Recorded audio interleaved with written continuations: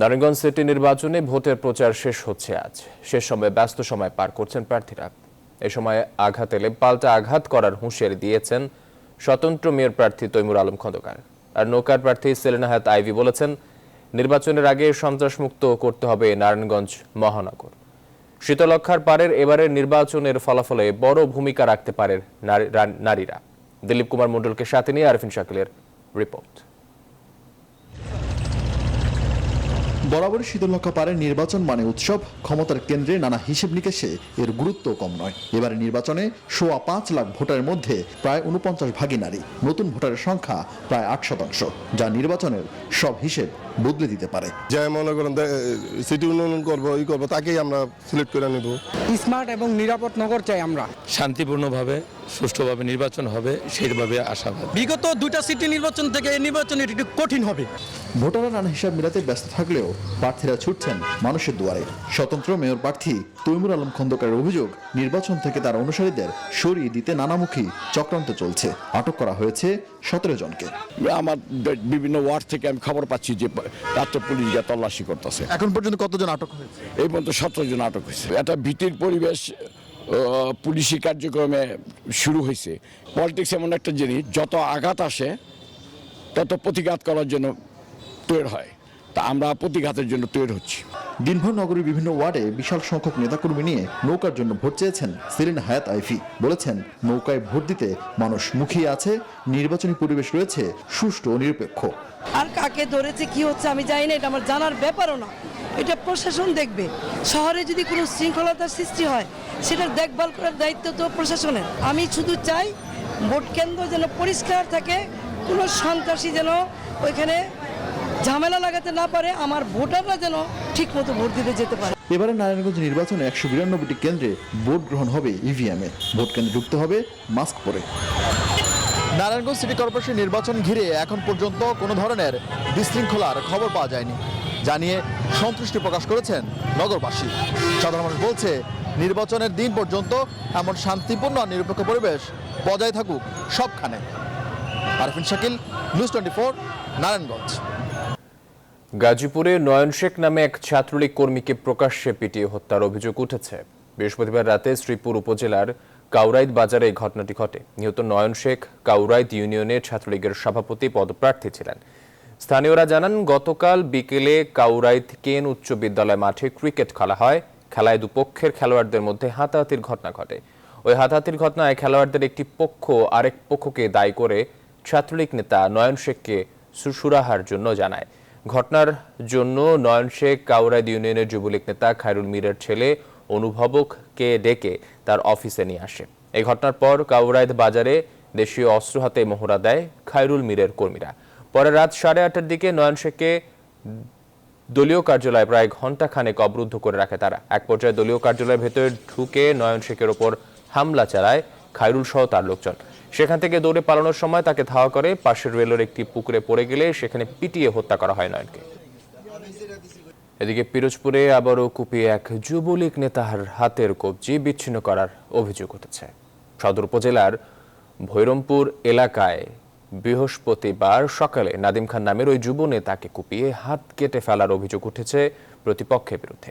এ সময় তাদের হামলায় মাসুদ নামের আরও একজন আহত হয়েছেন। স্থানীয়রা জানান, বুধবার পিরোজপুরে শহরের স্বদেশ প্রত্যাবর্তন দিবস উপলক্ষে আওয়ামী লীগের এক অনুষ্ঠানের আয়োজন করে। অনুষ্ঠানে যোগ দেওয়াকে কেন্দ্র করে তাদের প্রতিপক্ষ বৃহস্পতিবার সকালে পিরোজপুর সদর উপজেলার উত্তর ভৈরমপুর এলাকায় 15-20 জনের একটি দল যুবলীগের ইউনিয়ন কমিটির সদস্য নাদিম খান ও মাসুদের ওপর এলোপাতাড়ি হামলা চালায়। এ সময় তারা কুপিয়ে নাদিমের ডান হাতের কবজি বিচ্ছিন্ন করে ফেলায়। পিরোজপুর সদর থানার ভারপ্রাপ্ত কর্মকর্তা মাসুদুজ্জামান জানান, পিরোজপুর কদমতলা ইউনিয়নের বর্তমান চেয়ারম্যান শিহাব ও পূর্বের চেয়ারম্যান হানিফ খানের মধ্যে দ্বন্দ্ব চলে আসছিল। এর জের ধরে এই হামলার ঘটনা ঘটেছে বলে ধারণা করা হচ্ছে।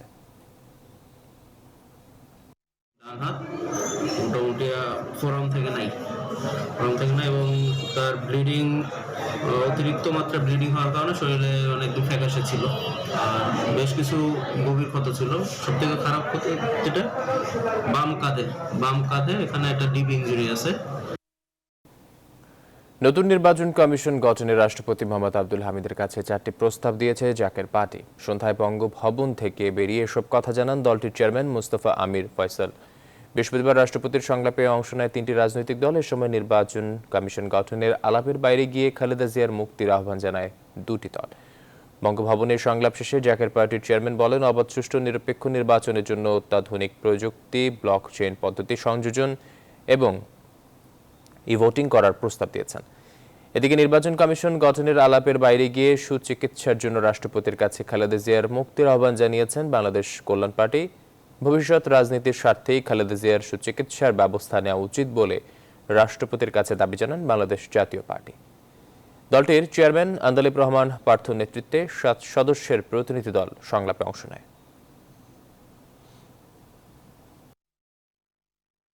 রেখে নির্বাচনের ধারাবাহিকতা অক্ষুণ্ণ রেখে অত্যাধুনিক প্রযুক্তি প্রয়োগের মাধ্যমে নির্বাচন অনুষ্ঠিত হোক, এটা জাকের পার্টি চায়। নির্বাচন কমিশন গঠনে বিতর্কমুক্ত আইন প্রণয়ন করা হোক। এখন একটা বার্নিং ইস্যু হয়েছে খালেদা জিয়া চিকিৎসা।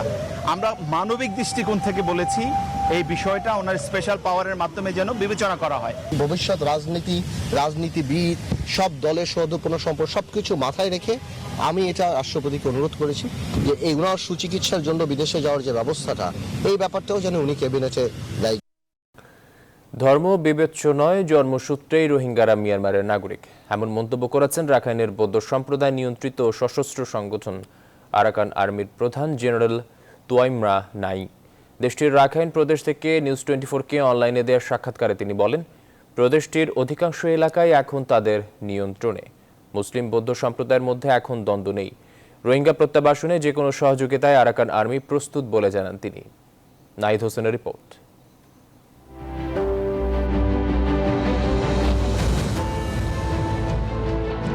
1784 সালে বার্মিজদের কাছে সার্বভৌমত্ব হারায় স্বাধীন আরাকান রাজ্য। সেই থেকেই শুরু অধিকার ফিরে পাওয়ার যুদ্ধ। 2 শতকের নানা চড়াই উতরাই পেরিয়ে 2009 সালে 26 স্বাধীনতাকামী তরুণ গড়ে তোলেন সশস্ত্র সংগঠন আরাকান আর্মি, যার বর্তমান সৈন্য 30,000-এর বেশি। মিয়ানমারের চোখে 1 দশকের বেশি সময় সন্ত্রাসী সংগঠন হিসেবেই পরিচিতি ছিল আরাকান আর্মি। তবে যুদ্ধবিরতির সিদ্ধান্তে 2021 সালের মার্চে সেই তালিকা থেকে সংগঠনটিকে বাদ দেয় মিয়ানমার সরকার। নিজেদের সাংগঠনিক অবস্থা থেকে শুরু করে রোহিঙ্গা সংকট, নানা প্রশ্নের উত্তর নিয়ে নিউজ 24-এর মুখোমুখি হন সংগঠনটির প্রতিষ্ঠাতা ও commander in chief general Twan Mrat Naing. প্রশ্ন ছিল, আরাকান আর্মির হাল হকিকত কেমন? consolidating our administration and building our governmental institution. প্রশাসনিক ব্যবস্থা গড়ে তুলছি আমরা, বিচার ব্যবস্থা, কর ব্যবস্থাপনাও তৈরি হচ্ছে, নতুন পুলিশ বাহিনীর প্রশিক্ষণ চলছে। রাখাইনের 60% বেশি আমাদের নিয়ন্ত্রণে। এই সংগ্রামের লক্ষ্যই হলো রাখাইনের স্বাধীনতা।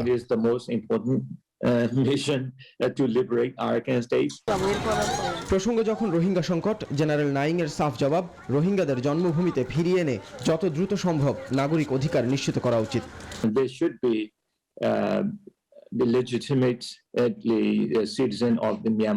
রোহিঙ্গারা প্রজন্ম থেকে প্রজন্ম ধরে এখানে আছেন, তারা অবশ্যই মিয়ানমারের নাগরিক।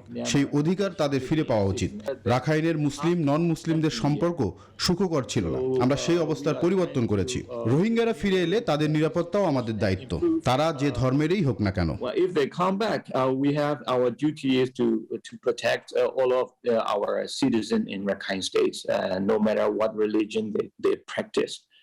জাতিসংঘ থেকে আরাকান আর্মির সাথে যোগাযোগ করা হয়েছে দাবি করে জেনারেল নাইং বলেন, রোহিঙ্গা প্রত্যাবাসনে যে কোনো রকম সহযোগিতার জন্য তারা প্রস্তুত। Yeah, we get contacted by some people from the United Nations. জাতিসংঘ থেকে আমাদের সাথে যোগাযোগ করা হয়েছে, একজন বিশেষ দূতের সাথে আলোচনা হয়েছে। তাকে জানিয়েছি রোহিঙ্গা প্রত্যাবাসনকে আমরা স্বাগত জানাই, যে কোনো ধরনের সহযোগিতা করতেও আমরা প্রস্তুত। We will cooperate with the international community.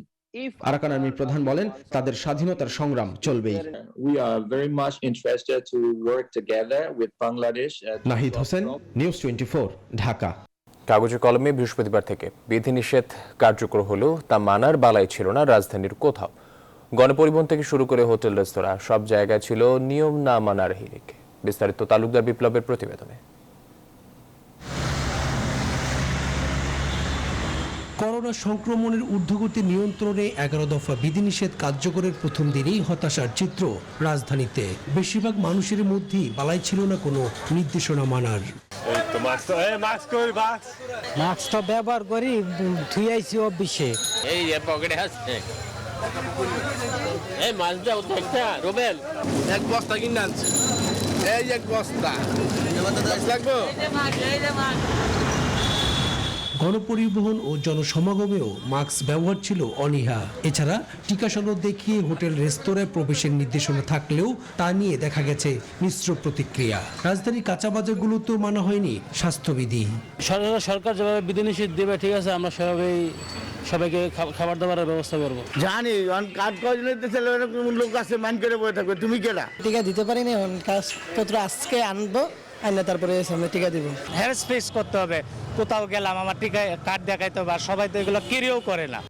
নির্দেশনা বাস্তবায়নের মাঠে আইন শৃঙ্খলা বাহিনীর সহায়তা নেয়ার কথা স্বাস্থ্য অধিদপ্তর জানালেও বাস্তবে তার কোনো চিত্র চোখে পড়েনি। তবে কয়েকটি আবাসিক এলাকার সোসাইটির নিজ উদ্যোগে চালায় প্রচারণা। দেখা যায় গাড়িতে ওঠার রিক্সাওয়ালার মাস্ক নাই, আমি অনেক সময় দেখা যায় আমি কিনেও দিই ব্যক্তিগতভাবে। এদের তো আর কিছু বলার নাই, সচেতনতা বোধটুকু তাদের মধ্যে থাকা উচিত। কাস্টমারকে মাস্ক ছাড়া ঢুকতে দিবেন না এবং শারীরিক দূরত্ব বজায় রাখতে বাধ্য করুন। শনিবার থেকে বাস ট্রেনে অর্ধেক যাত্রী চলাচলের কথা থাকলেও তা নিয়ে সংশয়ে সচেতন নাগরিকরা। তালুকদার বিপ্লব, নিউজ 24, ঢাকা। করোনার বিধিনিষেধ নিয়ে এমন উদাসীন চিত্র ছিল দেশের বিভিন্ন জায়গাতেই, আর এসব বাস্তবায়নে আইনশৃঙ্খলা বাহিনীও ছিল নির্বিকার। প্রতিনিধিদের তথ্য ও চিত্রে ডেস্ক রিপোর্ট। বৃহস্পতিবার থেকে এই বিধিনিষেধ কার্যকর করা হয়েছে। এদের মধ্যে মাস্ক পরা বাধ্যতামূলক। বলা হয়েছে এর ব্যতিক্রমে নেওয়া হবে আইনানুগ ব্যবস্থা।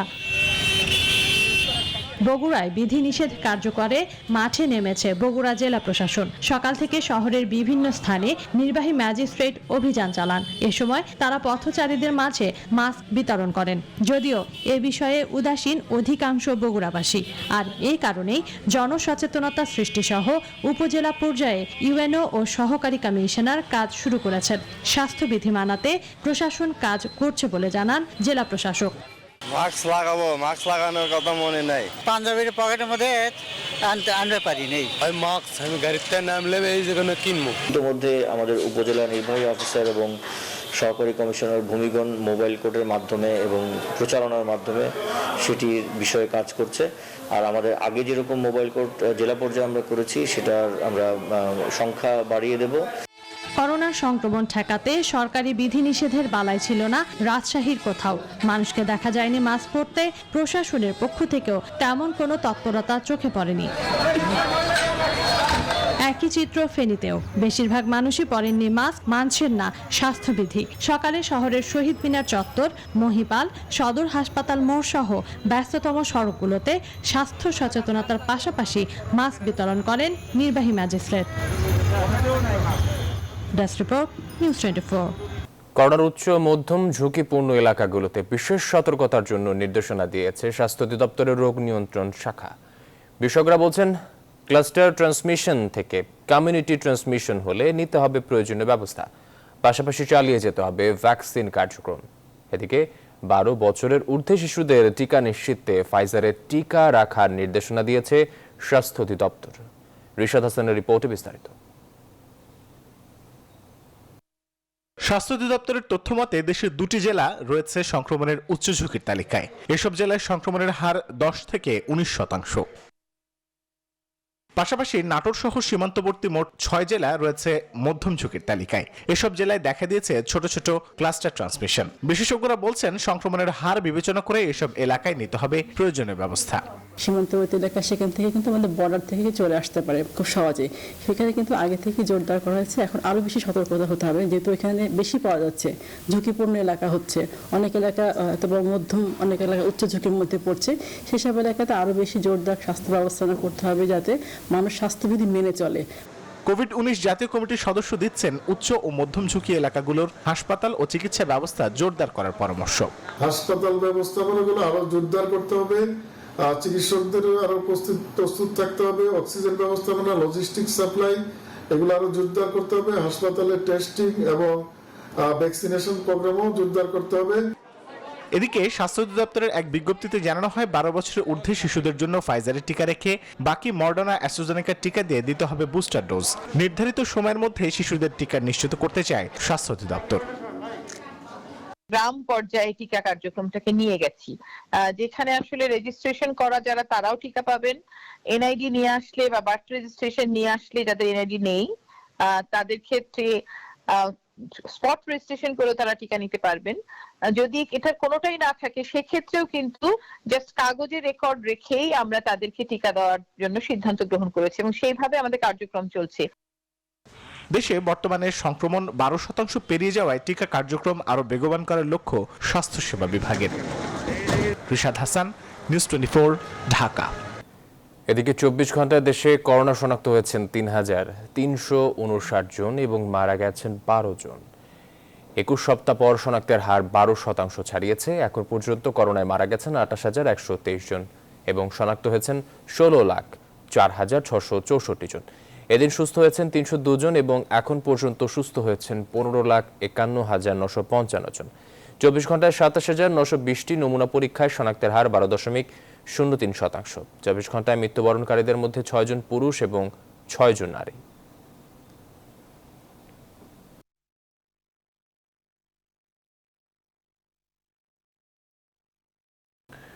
বাউল সেলিম গান গেয়ে যে সাহায্য পেতেন তা দিয়ে চলত তার সংসার, কিন্তু তার এই সাদাসিধা বেশভূষার আড়ালে লুকিয়ে ছিল ভয়ঙ্কর এক পরিচয়। এক ভাইরাল ভিডিওর সূত্র ধরে তাকে গ্রেফতারের পর র‍্যাব জানায় এই বাউল সেলিম আসলে বগুড়ার সিরিয়াল কিলার হেলাল। তার নামে রয়েছে অন্তত 3টি হত্যা মামলা। মৌ খন্দকার জানাচ্ছেন বিস্তারিত। নিতান্ত অনুরোধেই বছর 5 আগে নারায়ণগঞ্জ রেল স্টেশনে কিশোর পলাশের গানের দৃশ্যায়নে মডেল হয়েছিলেন বাউল সেলিম, কিন্তু সেটিই তার জীবনের কাল হয়ে দাঁড়ায়। সেই ভিডিও ভাইরাল হলে বের হয়ে আসে তার 20 বছরের অজ্ঞাত বাসের খোল নলচে। জানা যায় এই ব্যক্তি আর কেউ নন, বগুড়ার খুনি হেলাল, যার নামে রয়েছে 3টি হত্যা মামলা। সম্প্রতি এই ভয়ানক খুনিকে গ্রেফতার করেছে র্যাপিড অ্যাকশন ব্যাটালিয়ন র্যাব। বাহিনীটির পক্ষ থেকে এই বিষয়ে বৃহস্পতিবার করা হয় সংবাদ সম্মেলন। সেখানে জানানো হয় মাস 6 আগে ওই ভাইরাল ভিডিওর সূত্র ধরে ফোন আসে, যার ফলে খুঁজে পাওয়া সম্ভব হয় এই হত্যাকারীকে। তথ্য এবং বিভিন্ন জায়গার তথ্য বিশ্লেষণ উপাত্ত সবকিছু মিলে পরবর্তীতে গতকালকে রাতে মূলত এই হেলাল হোসেন একে ভৈরব রেল স্টেশন থেকে গ্রেফতার করতে সক্ষম হয়। প্রাথমিক জিজ্ঞাসাবাদে হেলাল আমাদেরকে বেশ কিছু চাঞ্চল্যকর তথ্য দিয়েছে। র্যাব জানায় 1997 সালে এলাকায় আধিপত্য বিস্তারকে কেন্দ্র করে বিশু নামে একজনকে খুন করে হেলাল। তখন তার পেশা ছিল মুদি দোকানদার। এরপর 2001 সালে চাঞ্চল্যকর বিদ্যুৎ হত্যা মামলারও আসামি সে। 2006 সালে করেন আরেকটি খুন। তার বক্তব্য অনুযায়ী সে 3টি হত্যার সাথে সে জড়িত। আমরাও দেখেন প্রায় 6 মাস যাবৎ তার পিছনে আমাদের গোয়েন্দা কার্যক্রম অব্যাহত ছিল। বাট আসলে অনেক ক্ষেত্রেই দেখা যায় যে এই ধরনের গেটা বা বেশভূষা বা ছদ্মবেশের কারণে আইডেন্টিফাই করা অনেক ক্ষেত্রেই দুরূহ হয়ে পড়ে। প্রায় 4 বছর ধরে কিশোরগঞ্জের ভৈরব রেল স্টেশনেই সংসার পেতেছিল খুনি হেলাল। বাউল গান ছিল জীবিকা। মৌ খন্দকার, নিউজ 24, ঢাকা। প্রতি 2 দিনে একটি অগ্নি দুর্ঘটনা ঘটছে শিল্প খাতে। গেল 6 মাসের তথ্যের ভিত্তিতে এমন প্রতিবেদন দিয়েছে বেসরকারি গবেষণা প্রতিষ্ঠান সিপিডি। এজন্য কারখানার পরিদর্শন টিমের কাজের ধীরগতি ও সমন্বয়হীনতার কথাও বলছে গবেষণা প্রতিষ্ঠানটি। দুর্ঘটনা ঠেকাতে বেশ কয়েকটি সুপারিশও করেছে সিপিডির গবেষকরা। সুলতান আহমেদ জানাচ্ছেন বিস্তারিত। 2021 সালের 8 জুলাই নারায়ণগঞ্জের হাশেম ফুড কারখানায় ভয়াবহ অগ্নিকাণ্ডে নড়েচড়ে বসে প্রশাসন। যে দুর্ঘটনা কেড়ে নেয় অন্তত 52 শ্রমিকের প্রাণ। এর আগেও ঘটেছে তাজরিন ফ্যাশনসের মতো হৃদয় বিদারক ঘটনা। গেল কয়েক মাসে বড় কোনো দুর্ঘটনা আলোচনায় না এলেও থেমে নেই আগুনের ভয়াবহতা। সেন্টার ফর পলিসি ডায়ালগ দিচ্ছে আতঙ্কিত হওয়ার মতো তথ্য। গবেষণা প্রতিষ্ঠানটির হিসেব বলছে হাশেম ফুডের পরও আরও অন্তত 82টি অগ্নি দুর্ঘটনা ঘটেছে শিল্প খাতে, যেখানে প্রাণ হারিয়েছে 167 জন মানুষ। 167 জন মানুষ সার্বিকভাবে এই 6 মাসে মারা গেছেন এবং 256 জন ইনজিউর্ড হয়েছেন। সেখান থেকে কিন্তু আপনারা এই ঘটনার ভয়াবহতাটা বুঝতে পারছেন এবং ঘটনাগুলো ঘটছেও কোথায় সেটিও মোটামুটি আপনারা জানবেন। ঢাকা এবং ঢাকার আশেপাশের এলাকা, ঢাকাতে প্রায় 29টি, নারায়ণগঞ্জে 10টি, গাজীপুরে 8টি, চিটাগাঙে 8টি। বিভিন্ন কারখানার কর্মপরিবেশ ও নিরাপত্তা পরিদর্শনে গেল 16 জুলাই বাংলাদেশ বিনিয়োগ উন্নয়ন কর্তৃপক্ষ বিডার অধীনে 24 সদস্যের কমিটি গঠিত হয়। পরে 108টি টিম গঠন করা হয় কারখানা পরিদর্শনে। সিপিডির হিসেব বলছে 5000 কারখানা পরিদর্শনের ঘোষণা দিয়ে পরিদর্শন হয়েছে মাত্র 875টি। স্বল্প মেয়াদে হয়তো কোনো কারখানার মালিকরা ভাবছেন যে আমি কম বিনিয়োগ করে বেশি লাভবান হচ্ছি, কিন্তু আসলে বারবার যদি এরকম দুর্ঘটনা ঘটতে থাকে কিংবা একটি দুর্ঘটনায় কিন্তু প্রতিষ্ঠানের সমস্ত লাভ এগুলো কিন্তু গুলিয়ে ফেলতে পারে। বিডার পক্ষ থেকে যে নেতৃত্ব দেয়া, সেই নেতৃত্বের ক্ষেত্রে এখনো আমাদের কাছে ঘাটতি আছে বলে মনে হয়। আমাদের কাছে সমন্বয়ের ক্ষেত্রে চ্যালেঞ্জ রয়েছে বলে আমরা দেখেছি। অগ্নি দুর্ঘটনা রোধে উদ্যোক্তাদের বিনিয়োগ বাড়ানো, শ্রমিকদের সচেতন করা, কঠোর আইন প্রণয়ন সহ ফায়ার সার্ভিসের সক্ষমতা বাড়ানোর সুপারিশ করেছে গবেষণা সংস্থাটি। সুলতান আহমেদ, নিউজ 24, ঢাকা। সংবাদ নিচ্ছে একটি বিরতি, ফিরছি একটু পর, সঙ্গে থাকুন। বিরতির পর আরও একবার স্বাগত সংবাদে। ঢাকা বিশ্ববিদ্যালয় টিএসসির সামনে বুধবার কাওয়ালি গানের আয়োজনের হামলার প্রতিবাদে বৃহস্পতিবার সেখানে কাওয়ালি ও প্রতিবাদী গানের আয়োজন করা হয়।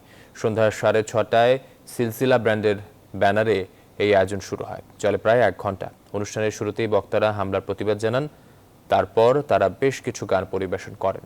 বুধবার অনুষ্ঠান শুরুর আগেই মঞ্চে হামলা, চেয়ার ভাঙচুর ও কয়েকজন শিক্ষার্থীকে মারধর করে বলে অভিযোগ করেন আয়োজক ও প্রত্যক্ষদর্শীরা। এখন থেকে প্রতি বৃহস্পতিবার এই কাওয়ালি গানের আসর চলবে বলেও জানান সিলসিলা ব্র্যান্ডের সদস্যরা। কারফিউ নাকি গণতন্ত্র লুল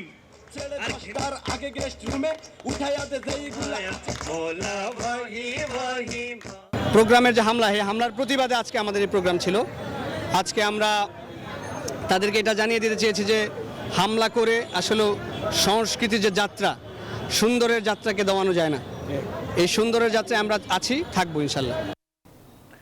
আরেক দফা মেয়াদ বাড়ছে চট্টগ্রামের সিডিএর জলাবদ্ধতা প্রকল্পের। 60% কাজ শেষ, চলছে খাল খননের কাজ। পুরো কাজ শেষ করতে আরও 1000 কোটি টাকা চান সিডিএ। তবে কয়েক দফা মেয়াদ বাড়ানোর পর এখনও তেমন সুফল না পাওয়ায় হতাশ নগরবাসী। আহদুল ইসলাম বাবুর ক্যামেরায় চট্টগ্রাম থেকে আরও জানাচ্ছেন নয়ন বুরাজয়। চট্টগ্রাম নগরবাসীর সবচেয়ে বড় সমস্যা জলাবদ্ধতা নিরসনে 2017 সালে প্রায় 6000 কোটি টাকার মেগা প্রকল্প শুরু করে সিডিএ। এই প্রকল্পে 34টি খাল খনন, খাল পুনরুদ্ধার, কালভার্ট ব্রিজ নির্মাণ, কর্ণফুলী নদীর সঙ্গে সংযুক্ত 5টি খালের মুখে স্লুইস গেট নির্মাণ কাজ চলছে পুরোদমে। তবে কয়েক দফার মেয়াদ ও প্রকল্প ব্যয় বাড়ানোর পর এবার আরো 1 বছর মেয়াদ বাড়ানোর ইঙ্গিত সিডিএ। একই সাথে আরো 1000 কোটি টাকা চান প্রকল্প কাজ পুরোপুরি শেষ করতে। সার্বিক বিবেচনায় এই প্রকল্পটার নতুন একটা ডিপিপি প্রণয়ন করে সরকারের কাছে এটা প্লেস করার আমাদের আছে আর কি, চিন্তা ভাবনা আছে। এই মেগা প্রকল্পে 3 বছর পার হলেও এখনো জলাবদ্ধতা নিরসন না হওয়ায় হতাশ নগরবাসী। আমরা দেখতেছি অনেক কাজ হচ্ছে, কিন্তু জলাবদ্ধতার সুফল আমরা পাচ্ছি না। সিডিএতে যিনি আছেন উনি যেন আমাদের এই সমস্যাটা খুব ভালোভাবে মনোযোগ দিয়ে শোনেন। সিডিএর প্রধান প্রকৌশলী বলেন, মেয়াদ শেষ হলে মিলবে সুফল। দ্রুত কাজ শেষ করতে চলছে ভূমি অধিগ্রহণও। অফিসে আমাদের প্রস্তাবনাগুলো দিয়েছি এবং এগুলো যদি আমরা সরকার থেকে আমরা টাকা পেয়ে যাই সবগুলোর, তাহলে আমরা কিন্তু দ্রুত সময় জলাবদ্ধতা প্রকল্প আগামী 2 বছরের মধ্যে আমরা শেষ করে দিতে পারবো। তবে মেয়াদ আর প্রকল্প ব্যয় বাড়লেও সিটি কর্পোরেশন ও সিডিএ সমন্বয় না থাকলে এই প্রকল্পে আসবে না তেমন সুফল, বলছেন নগর পরিকল্পনাবিদ। এই দুর্ভোগ লাঘবের জন্য প্রত্যেকটা সেবা সংস্থাকে আন্তরিকভাবে এগিয়ে আসতে হবে, সমন্বয়ের জায়গাটা তৈরি করতে হবে। এই প্রকল্পটি 2020 সালে জুন মাসে সম্পন্ন হওয়ার কথা ছিল, কিন্তু বিভিন্ন সমস্যায় আগামী জুন পর্যন্ত প্রকল্পটির সময় রয়েছে। নয়ন বড়ুয়া জয়, নিউজ 24, চট্টগ্রাম। চুয়াডাঙ্গার হাসপাতালগুলোতে হঠাৎ করে বেড়ে গেছে শিশু রোগীর সংখ্যা। গত 7 দিনে শতাধিক রোগী ভর্তি হয়েছে হাসপাতালগুলোতে। এদের মধ্যে বেশিরভাগই ডায়রিয়া ও ঠান্ডাজনিত সমস্যায় ভর্তি হয়েছে। এ অবস্থায় সেবা দিতে হিমশিম খাচ্ছে হাসপাতাল কর্তৃপক্ষ। আবহাওয়াজনিত কারণে এমনটা হচ্ছে বলে মত দিয়েছেন সংশ্লিষ্টরা। চুয়াডাঙ্গা প্রতিনিধি জামান আক্তারের প্রতিবেদন। চুয়াডাঙ্গা সদর হাসপাতালের শিশু ওয়ার্ডের 2টি কক্ষে শয্যা রয়েছে 15টি। এর বিপরীতে প্রতিদিন রোগী ভর্তি থাকছে প্রায় 70 জন। বিছানা না পেয়ে অনেকেই বারান্দা ও সিঁড়ির নিচে অবস্থান নিচ্ছেন। এতে রোগী ও স্বজনদের চলাচলেও অসুবিধা হচ্ছে। রোগীর স্বজনরা জানিয়েছে ঠান্ডাজনিত অসুখের কারণে শিশু বিভাগে রোগীর চাপ বাড়ছে, আর এতে সঠিক সেবা পেতে সমস্যা হচ্ছে তাদের। বেশিরভাগ ঠান্ডার রোগীকে থাকতে হচ্ছে মেঝেতে। শিশুদের নিয়ে বিপাকে পড়ছেন অভিভাবকরা। এখন এখানে বেড পাইনি, কিন্তু এখানে এভাবেই রয়েছি। এর জন্য এখন ময়লা মাটির জন্য এখানে তার দুর্গন্ধ, ছেলেপিলার এর জন্য রোগবাল। ঠান্ডা, কাশি, সর্দি কারণ নিউমোনিয়ার মতো হয়েছে আবহাওয়ার কারণে। আমার বাচ্চার সমস্যা ছিল অনেক প্রচুর, ঠান্ডা, কাশি, জ্বর। ফুলের শুয়ে থাকার কারণে মানুষ যাতায়াত করছে এবং আসছে, এই যে পার ময়লা বাইরে থেকে আসছে, এতে আমরা অন্য অসুখে আবার আক্রান্ত হয়ে পড়ছি। হাসপাতাল কর্তৃপক্ষের মতে প্রতিদিন অন্তত 20 থেকে 30 জন শিশু রোগী হাসপাতালে ভর্তি হচ্ছে। তাছাড়া বহির্বিভাগেও শিশু রোগীর চাপ রয়েছে। এতে রোগীর সেবা দিতে হিমশিম খাচ্ছেন ডাক্তার ও নার্সরা। আর এমন অবস্থা আমাদের হাসপাতালে এই মুহূর্তে মানে জায়গা দেওয়ার মতো অবস্থা নেই। একদম সিঁড়ি পর্যন্ত আমাদের রোগী চাইলে গিয়েছে, মানে একজনা থেকে একজন যে একটু মানে ভালোভাবে থাকবে সে অবস্থাও নেই, মানে একটা পাটি পাতাবে, একটা বিছানা পারবে সে অবস্থাও নেই এই মুহূর্তে। চিকিৎসকরা জানান শীতে রোটা ভাইরাসে আক্রান্ত হচ্ছে মানুষ, কেউ কেউ ঠান্ডায় নিউমোনিয়াতেও আক্রান্ত হচ্ছে। এর মধ্যে শিশু রোগীর সংখ্যাই বেশি। পরিবারের সচেতনতাই শিশুদের ঝুঁকিমুক্ত রাখতে পারে। Desk report, news 24। দিনাজপুরে জানুয়ারি মাসের বৃষ্টি 6 বছরের রেকর্ড ছাড়িয়েছে। বিশেষজ্ঞরা বলছেন অসময়ের এই বৃষ্টি জলবায়ু পরিবর্তনের আভাস। পৌষের শেষে বৃষ্টি, শীত আর ঘন কুয়াশায় বিপর্যস্ত দিনাজপুর সহ দেশের উত্তর জনপদের স্বাভাবিক জনজীবন। দিনাজপুর থেকে ফকুল হাসান পলাশের রিপোর্ট, জানাচ্ছেন নাফিন আনোয়ার। দিনাজপুর সহ দেশের উত্তর জনপদে বেশ কিছুদিন থেকেই জেঁকে বসেছে শীত। ষড়ঋতুর এই দেশে শীতকালে সাধারণত বৃষ্টিপাতের দেখা না মিললেও এবার ঘটেছে উল্টো চিত্র। পৌষের মাঝামাঝি সময়ে দিনাজপুরে দেশের সর্বোচ্চ বৃষ্টিপাতের পর পৌষের শেষ দিকে এসে বুধবার বিকেল থেকে আবারও শুরু হয়েছে ঘন বৃষ্টিপাত। বুধবার দুপুর থেকে শুরু হয় গুড়ি গুড়ি বৃষ্টি, আর সন্ধ্যার পর শুরু হয় বজ্রপাত এবং ঝোড়ো বৃষ্টি, চলে প্রায় গভীর রাত অবধি। এমনিতেই শীত, তার উপর অসময়ের এই টানা বৃষ্টিপাত শীতের তীব্রতা আরো বাড়িয়ে দিয়েছে। এতে দুর্ভোগে পড়েছেন এই অঞ্চলের মানুষ। দিনাজপুরে এবার যে বৃষ্টি, ঠান্ডাতে থাকা সম্ভব হচ্ছে না। হঠাৎ করে জানুয়ারি মাসে বৃষ্টি হলো, বোঝা গেল না যে এটা কি শীতকাল না বর্ষাকাল। খুবই বৃষ্টি হয়েছে এবং শীতের প্রকোপ খুবই বেড়ে গেছে। ঠান্ডা খুব নেমে গেছে, আমরা বয়স্ক লোক চলাফেরা করতে পারছি না। আবহাওয়া অফিসের কর্মকর্তারা বলছেন দিনাজপুরে গত 24 ঘন্টায় বৃষ্টিপাত রেকর্ড করা হয়েছে 18 মিলিমিটার, যা দেশের সর্বোচ্চ বৃষ্টিপাত। আগামী কয়েকদিন রাতের তাপমাত্রা ক্রমান্বয়ে আরো কিছুটা হ্রাস পেতে পারে। সেই সাথে কিছু কিছু স্থানের উপর দিয়ে একটি শৈত্যপ্রবাহ জানুয়ারি 3য় সপ্তাহে বিরাজ করার সম্ভাবনা রয়েছে। বিশেষজ্ঞরা বলছেন শীতকালের এই বৃষ্টিপাত দেশে জলবায়ু পরিবর্তনের একটি আভাস, আর জলবায়ুর এই পরিবর্তনের জন্য তারা পরিবেশ দূষণকেই দায়ী করছেন। আমরা যারা বিভিন্নভাবে জীবাশ্ম জ্বালানি পোড়ায় পরিবেশকে উত্তপ্ত করছি, আর একটা হচ্ছে সূর্যের আভ্যন্তরীণ ক্রিয়াকলাপের মধ্যে এক ধরনের পরিবর্তন আসছে এবং সূর্যের যে ফুয়েলিং, সেই ফুয়েলিং সিস্টেমের মধ্যে একটা পার্থক্য আসছে। এই দুটো মিলেই আসলে প্রভাবটা পৃথিবীতে পড়ছে। বৃষ্টিপাতের পর দিনাজপুরে ঘন কুয়াশার পাশাপাশি বাড়ছে শীতের তীব্রতা। দিনাজপুরে আজ বৃহস্পতিবার সর্বনিম্ন তাপমাত্রা রেকর্ড করা হয়েছে 13.7 degree Celsius. Desk report, news 24। ঠাকুরগাঁওয়ে দার্জিলিং জাতের কমলা বাগান করে লাভবান হয়েছেন কৃষক আবু জাহিদ ইবনুল ইরাম জুয়েল।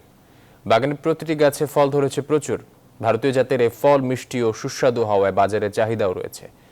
এছাড়া বাগানটি দেখার জন্য প্রতিদিন হাজারো দর্শনার্থী ভিড় করছেন। বাগানেই বিক্রি হচ্ছে দার্জিলিং জাতের কমলা। ঠাকুরগাঁও প্রতিনিধি আব্দুল লতিফ লিটুর পাঠানো তথ্যচিত্রে ডেস্ক রিপোর্ট। ঠাকুরগাঁও পীরগঞ্জ উপজেলার কোষারানীগঞ্জ ইউনিয়নের মালুঞ্চা গ্রামের কৃষি উদ্যোক্তা জুয়েল 10 বছর আগে হর্টিকালচার থেকে হাতে গোনা কয়েকটি চারা ক্রয় করে জমিতে রোপণ করেন তিনি। আশানুরূপ ফলনে মাত্র 2 বছরের মাথায় বাড়তে থাকে বাগানের পরিধি। উৎপাদিত বাগানের এসব ফল স্থানীয় বাজারের চাহিদা পূরণ করে পাঠানো হচ্ছে রাজধানী সহ দেশের বিভিন্ন জেলায়। চারা আছে, চারা আমরা বিক্রি করতেছি 300 টাকা পিস। চারা কিভাবে কাটতে হয় ওইটা আমরা বলে দিই। প্রতিদিন মোটামুটি 150-200 লোক হয়, মোটরসাইকেল নিয়ে আসে, অটো নিয়ে আসে। উৎপাদিত কমলা ক্রয়ে বাগানেই ছুটে আসছেন দূর দূরান্তের ব্যবসায়ীরা। সেখান থেকে প্রতি কেজি কমলা বিক্রি হচ্ছে 150 থেকে 200 টাকা দরে। কর্মসংস্থানের পাশাপাশি এলাকার অন্যান্য কৃষকেরাও উদ্বুদ্ধ হয়ে নিচ্ছেন পরামর্শ। পরবর্তীতে এই ধরনের প্রজেক্টের জন্য আমি নিজে করতে পারি সেই ধরনের একটা পরিকল্পনা অটোমেটিকলি করে ফেলেছি। ওনার কাছ থেকে আমি অনেক কিছু শিখতে পারলাম, জানতে পারলাম। আমি এই শিক্ষাটাকে আমি আমার বাগানে অ্যাপ্লাই করব ইনশাআল্লাহ। দীর্ঘ 10 বছরের প্রচেষ্টার কথা জানান দার্জিলিং জাতের কমলা বাগানের এই মালিক। আমার এই ধানের মাঠের মাঝখানে যদি এটা হতে পারে, এর থেকে অনেক ভালো জমি আমাদের আছে। এই জন্য আমি এটা চাচ্ছি যে, এবং এটা বাগানেই বিক্রি হচ্ছে, আমার বাগানে 200 টাকা কেজিতে বিক্রি করতেছি। আর কৃষি সম্প্রসারণ অধিদপ্তরের উপপরিচালক তুলে ধরেন এই জাতের কমলা চাষের সম্ভাবনার বিভিন্ন দিকগুলো। কৃষি সম্প্রসারণ অধিদপ্তর থেকে কৃষকদেরকে এই কমলা চাষের জন্য নিয়মিত পরামর্শ দিয়ে আসছি। তাদের রোগ বালাই এবং সার প্রয়োগ সহ অন্যান্য যে সমস্ত পরামর্শ প্রয়োজন তা আমরা দিচ্ছি, এবং সরকারি নার্সারিগুলিতে উন্নত মানের চারা রয়েছে এবং তারা ইচ্ছা করলে এই চারা সেখান থেকে সংগ্রহ করতে পারেন। কৃষি বিভাগের তথ্য বলছে জেলায় 73 হেক্টর জমিতে মালটা ও কমলা বাগান রয়েছে 1032টি। Desk report, news 24। দেশের উত্তর পূর্বাঞ্চলীয় জেলা মৌলভীবাজারের দরিদ্রপীড়িত মানুষদের মাঝে কম্বল বিতরণ করেছে বসুন্ধরা গ্রুপ। বৃহস্পতিবার শহরতলির লামা জগন্নাথপুর গ্রামে প্রায় 400 মানুষের মাঝে দৈনিক কালের কণ্ঠের পাঠকদের সংগঠন শুভ সংঘের সহযোগিতায় কম্বল বিতরণ করা হয়। পর্যায়ক্রমে জেলার 7 উপজেলায় 2600 শীতার্থ মানুষের মাঝে কম্বল বিতরণ করা হবে। জগন্নাথপুর এলাকার সাবেক ইউপি সদস্য শফিকুল রহমানের সভাপতিত্বে কম্বল বিতরণী অনুষ্ঠানের উপস্থিত ছিলেন মৌলভীবাজার সদর উপজেলা নির্বাহী কর্মকর্তা সাবরিনা রহমান, মোস্তফাপুর ইউপি চেয়ারম্যান মোহাম্মদ তাজুল ইসলাম তাজ, শুভ সংঘের উপদেষ্টা মোহাম্মদ খালেদ চৌধুরী ও সাধারণ সম্পাদক তাকবীর হোসেন মান্না। সংবাদ নিচ্ছে আরও একটি বিরতির সঙ্গে থাকুন। বিরতির পর আবারও স্বাগত সংবাদে। ঢাকা আন্তর্জাতিক বাণিজ্য মেলার 13তম দিনে ক্রেতা দর্শনার্থীদের ভিড়ে জমজমাট মেলা প্রাঙ্গণ। বিক্রেতারা দিচ্ছেন নানা অফার, ক্রেতারা বিভিন্ন প্যাভিলিয়ন ঘুরে কিনছেন তাদের পছন্দের পণ্য। রাজধানী ছাড়াও নারায়ণগঞ্জ, গাজীপুর সহ বিভিন্ন জেলার মানুষ আসছেন মেলায়। মেলায় স্বাস্থ্যবিধি মানার বিষয়ে ক্রেতাদের সচেতন করা হচ্ছে প্রবেশ পথে। বড় পরিসরে মেলা হওয়ায় দূরত্ব মানা সম্ভব হচ্ছে দাবি আয়োজকদের। যদিও মূল আয়োজনের পাশেই খাবার দোকানগুলোয় থাকছে প্রচুর ভিড়। মানুষের ভিড় অনেকটা, তো এই জন্য দাঁড়িয়ে দাঁড়িয়ে খাচ্ছি, বসার জায়গা নাই। মেলার মধ্যে ভিড় হবে, তারপর আমরা চেষ্টা করতেছি যে ভিড় যাতে এড়িয়ে চলা যায়। হাঁটাহাঁটি করা হয় তো টায়ার্ড হয়ে যায়, এই জন্য খাবার খেলে একটু এনার্জি পাওয়া যায়। আমরা বলেছি যে কাস্টমারদের মাস্ক পরে খাবারটা সংগ্রহ করার জন্য এবং এক পাশে যে খাবারটা খাওয়ার জন্য। 24 ঘন্টায় বিশ্বে আবারও করোনায় 31,50,000-এর বেশি আক্রান্ত হয়েছে। প্রাণহানি হয়েছে 7,191 জন। এ নিয়ে বিশ্বে মোট শনাক্তের সংখ্যা 32 কোটি 6 লাখ ছাড়ালো, আর 55,38,000 ছাড়ালো মোট মৃত্যু। 24 ঘন্টায় যুক্তরাষ্ট্রের 7,88,000-এর বেশি আক্রান্ত এবং 1,008 শতাধিক প্রাণহানি হয়েছে। একদিনে ঘন্টায় 2,53,000-এর বেশি শনাক্ত হয়েছে ভারতে, ফ্রান্সে 3,05,000-এর বেশি, যুক্তরাজ্যে 1,09,000-এর অধিক, ইতালিতে 1,84,000 এবং স্পেনে 1,59,000-এর বেশি করোনা রোগী শনাক্ত হয়েছে। এখন পর্যন্ত ভাইরাসটি থেকে সুস্থ হয়েছেন 26,39,00,000-এর বেশি মানুষ। ভারতের পশ্চিমবঙ্গে জলপাইগুড়ির ময়নাগুড়ি জেলায় বৃহস্পতিবার ট্রেনের বগি লাইনচ্যুত হয়ে নিহত বেড়ে 8 জনে দাঁড়িয়েছে। এই ঘটনায় এখন পর্যন্ত 45 জন আহতকে উদ্ধারের খবর পাওয়া গেছে। এনডিটিভি জানায় প্রায় 700 নিয়ে যাত্রী পাটনা থেকে গুয়াহাটিগামী ওই ট্রেনটি বৃহস্পতিবার বিকেল 5টা নাগাদ দুর্ঘটনার কবলে পড়ে। কয়েকটি বগি লাইনচ্যুত হওয়ার পর ট্রেনটির 4-5টি কামরা পুরোপুরি দুমড়ে মুচড়ে যায়। ঘটনাস্থলে হতাহত হন বহু মানুষ। গুরুতর আহত কয়েকজনকে জলপাইগুড়ি এবং ময়নাগুড়ি হাসপাতালে পাঠানো হয়েছে। দুর্ঘটনার সময় ট্রেনটির গতিবেগ ঘন্টায় 40 কিলোমিটার ছিল বলে জানা গেছে। ট্রেনটির ইঞ্জিনের পর থেকে 12টি কামরা দুর্ঘটনার জেরে ক্ষতিগ্রস্ত হয়েছে। দুর্ঘটনার একটি বগির ওপর আরেকটি বগি উঠে যায়। এছাড়া একটি বগি পানিতে পড়ে গেছে। এখনো অনেক যাত্রী ভেতরে আটকা রয়েছে বলে আশঙ্কা করা হচ্ছে। অব্যাহত রয়েছে উদ্ধার কাজ। ফ্রান্সের প্যারিসে বুধবার থেকে চালু হলো সম্পূর্ণ নতুন একটি ভার্চুয়াল রিয়েলিটি এক্সপিরিয়েন্সের আয়োজন। এর মাধ্যমে বিখ্যাত নটরডাম ক্যাথেড্রালে ভার্চুয়ালি ঘুরে আসতে পারেন দর্শকরা। 2024 সালে গির্জাটি পুনরায় খোলার আগেই জনগণকে স্থাপনাটি নতুনভাবে আবিষ্কারের বিকল্প উপায় বের করে দিয়েছে এই ভিন্নধর্মী আকর্ষণ। রয়টার্সের তথ্য ও চিত্রে নিবিড় আমিনের ডেস্ক রিপোর্ট। ফ্রান্সের প্যারিসে ভ্রমণের সময় সারা বিশ্বের পর্যটকরা যে কটি স্থাপনার দিকে বিশেষ নজর রাখেন, নটরডাম ক্যাথেড্রাল তার মধ্যে অন্যতম। 2019 সালের 15 এপ্রিল ভয়াবহ অগ্নিকাণ্ডে পুড়ে যায় 850 বছর পুরনো গির্জাটি। অলিম্পিক গেমসের 2024 সালের আসর অনুষ্ঠিত হতে যাচ্ছে প্যারিসেই, আর সেই বছরেই জনগণের জন্য পুনরায় খুলে দেওয়া হবে গির্জাটি। তবে তার আগেই চলে এলো স্থানটি পরিদর্শনের নতুন উপায়। বুধবার থেকে শুরু হয়েছে ক্যাথেড্রালটি ভার্চুয়াল রিয়েলিটি অভিজ্ঞতার মাধ্যমে পরিদর্শনের নতুন সুযোগ। 30 ইউরোর বিনিময়ে দর্শনার্থীরা উপভোগ করতে পারবেন 45 মিনিটের এই ভিআর এক্সপিরিয়েন্স, যেখানে দুর্দান্ত সাউন্ড ইফেক্ট সহ চোখের সামনেই ভেসে উঠবে ঐতিহাসিক এই গির্জার নির্মাণ কাজ থেকে শুরু করে 2019 সালের ভয়াবহ অগ্নিকাণ্ডের সময় পর্যন্ত সমস্ত চিত্র। সত্যিই খুব মুগ্ধ হয়েছি। শুধু নটরদাম দেখা নয়, বরং ইতিহাসের সাথে নটরদামকে আবিষ্কার করার সুযোগ করে দেয় এটি। ফ্রেঞ্চ ভার্চুয়াল রিয়েলিটি স্টার্টআপ এমিসিভের মাধ্যমে নিযুক্ত 50 জনের একটি দল দ্বারা 2 বছরের মধ্যে তৈরি করা হয়েছে প্রকল্পটি। সম্পূর্ণরূপে এর অর্থায়ন করেছে ফরাসি টেলিকম কোম্পানি অরেঞ্জ। পরবর্তীতে নিউ ইয়র্ক, রোম এবং মস্কোর মতো শহরে এই ভিআর এক্সপিরিয়েন্স খোলা হবে বলে আশা করা হচ্ছে। নিবির আমিন, নিউজ 24। দর্শক, ছিল সকালের সংবাদের সাথে থাকার জন্য ধন্যবাদ সবাইকে।